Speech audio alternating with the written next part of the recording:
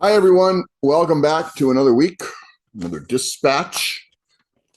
This time, I'm bringing something from the New Yorker, the magazine. This is June 16th. There was an article on Jenny Saville, and it was really, really good. And I thought I would read some of it, not all of it, it's long.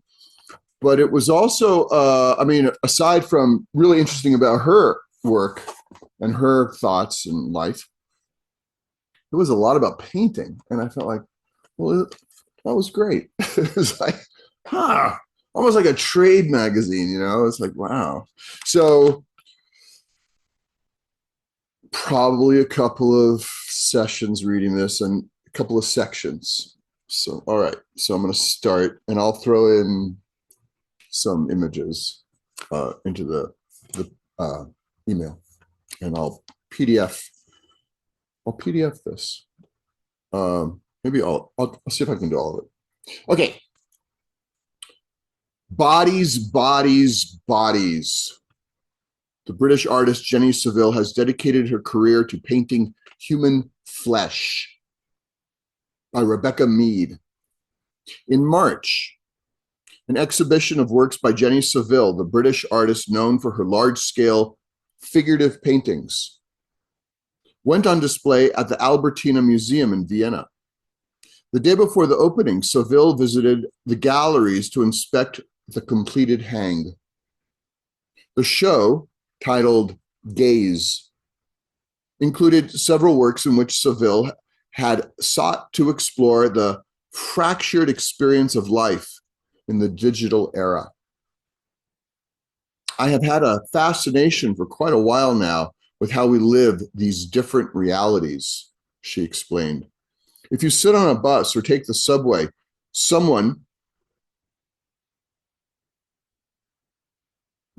If you sit on a bus or take the subway, everybody's on a device. So you've got this sort of mundane lived reality, and then there's this screened reality. If you've got 20 people on the subway train, those 20 people are probably all over the globe or even in outer space. Those realities exist all the time. You just move in and out, seemingly seamlessly. We looked at a series of 3 paintings called Fates. Each depicted a woman seated in a chair mounted on a stone plinth. They had been completed in 2018, and at the time, Seville told me, she had been looking at images of ancient goddesses. The figures had the monumentality of classical sculpture, but they lacked the corporal integrity expected from such forms. In Fate 2, the figure sat with her right leg cocked, her foot balanced on the opposite knee. But there was also a third leg, which hung over the arm of the chair. The figure's midsection was scrambled into colored marks, a belly button indicated by a scrawl of black on pink. Fate 3 also depicted a female body, but with a pregnant belly and pendulous breasts, her intimidating scale exaggerated by the viewer's lowered vantage point. A pair of legs was tucked beneath her, while a third haunch and leg extended to her right. The surfeit of limbs suggested the temporal and spatial layering of experience, which has become central to the way we see and live today. The Fate paintings conveyed an impulse toward motion, capturing the restlessness inherent in a human body, particularly a body that is building up the flesh and blood and bone of another body within its own. The paintings offered technically accomplished realism. Seville can paint a puckered nipple so lifelike that it makes you want to turn up the heat, combined with gestural abstraction. Her female figures were large in their art historical scope, as well as in their scale, evoking not just the classical tradition, but also canonical modernist works by Pablo Picasso and Willem de Kooning. At the same time, the paintings reached back visually into Seville's own catalog, now 55, she achieved acclaim when she was in her early 20s for another series of paintings focusing on the female body, some of which she made while still in graduate school, an undergraduate, sorry, some of which she made while still an undergraduate at the Glasgow School of Art. She had been precocious in her painterly virtuosity, particularly in the depiction of human flesh. With its mottled colors and various textures, the swell of muscle, and the yielding dimples of fat. Among these early works was Propped, 1992, a 7-foot by 6-foot canvas on which Seville had depicted a towering female nude perched atop a stool, her legs wrapped around a pedestal-like base. The figure's ample bosom poured forth, but it was not the painting's focal point. The viewer's eye was drawn instead to meaty, jutting knees and sturdy thighs, into which were dug tensed, strong fingers. Propped had been the centerpiece of Seville's graduation exhibition, where it was displayed opposite a mirror. In the reflection, an onlooker could read words by Luce Irigaray, the French feminist philosopher, which Seville had etched in reverse into the oil paint with the tip of a brush. If we continue to speak, this is the quote, if we continue to speak in this sameness, speak as men have spoken for centuries, we will fail each other. Not long after Seville's student show, the London Times Saturday Review published an article about emerging British artists and included a photograph of Propped, before which stood its comparatively diminutive creator. Her work was characterized as, quote, breathtakingly accomplished with a, quote, fierce feminist message.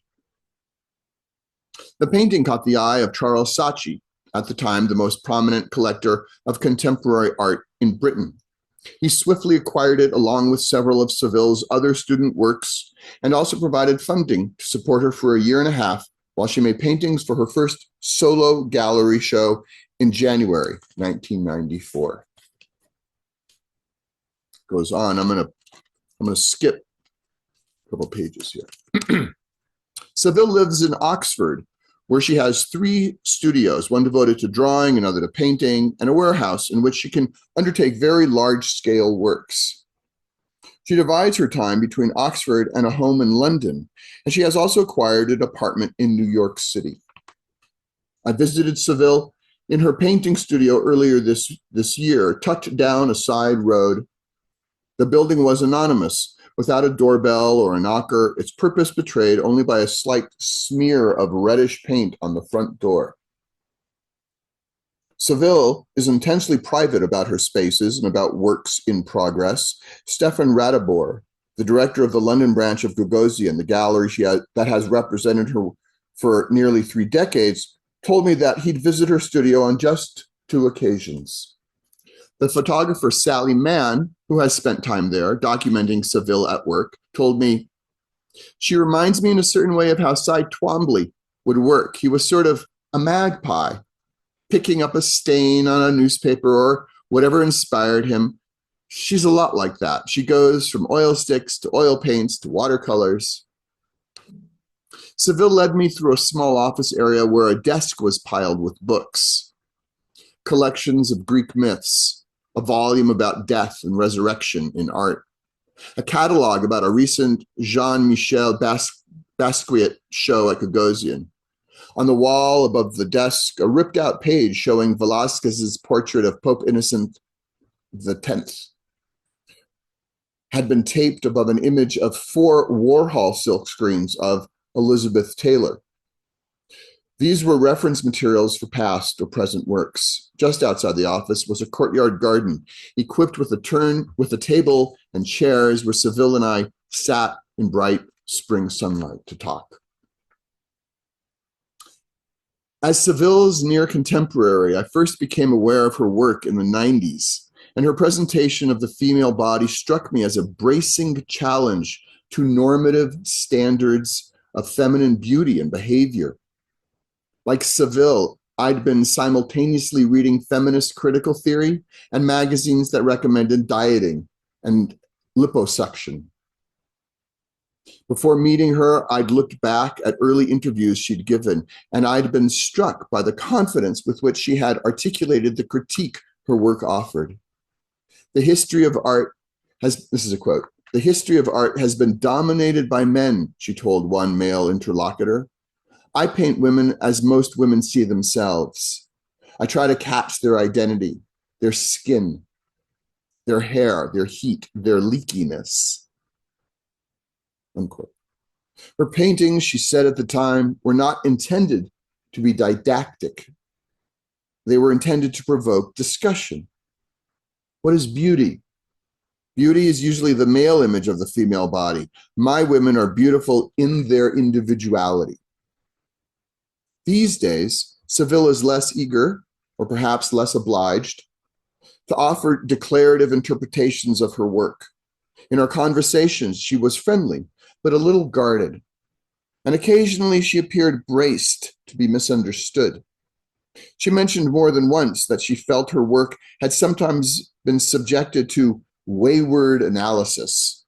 Its anatomical verity had been interpreted as a form of violence, and that had never been her intention. Of her early paintings, she told me, quote, I remember being shocked at the hyperbolic language that was attached to them in terms of the fatness, blubber knots or whatever, she said. I didn't have fat as a feminist issue in my head. I didn't want to make narrative paintings. So any narrative had to be in the flesh or in the body. And a bigger body has a narrative of getting to that size. So that narrative in itself was quite interesting. But I can't say it was necessarily from a feminist standpoint. Seville became most animated while talking about paint itself. Her early command of the medium has matured into a self-assured mastery. In the studio, several canvases were in varying stages of completion. There was a large image of a swan-necked young woman with a snub nose and a fleshy mouth, her lower lip sagging slightly on one side as if she'd just wiped it with the back of her hand. A pair of portraits leaned side by side against the wall. Both heads featured the brownish pink and ruddy purple brushstrokes that Seville often uses to depict flesh. But she'd also used oil sticks made of solidified paint to vigorously mark the heads with lines as vividly yellow and blue and orange as in a Warhol print. The bright colors were actually underpainting, she explained, and would be layered over with more realistic flesh tones. But some of the underpainting would remain exposed, imbuing the work with an almost hidden energy and light. This method, she said, had been influenced by her research into the Greek myth, in which the princess Danae is impregnated by Zeus, who takes the form of a shower of gold. The myth had inspired many works by old masters, including several paintings by Titian. Seville had been exploring ways to visually capture the moment of conception. Quote, how do you find the painterly language to depict that myth from a female perspective? She said. All right, I'm going to pause there. I'll pick up next week. It's really good. There's some later sections I want to read. The whole thing is great. I'm not going to read the whole thing. All right, that's it for now. Hope you're well. Okay. Be well. Take care. Keep making stuff. Keep painting. Keep drawing. Bye.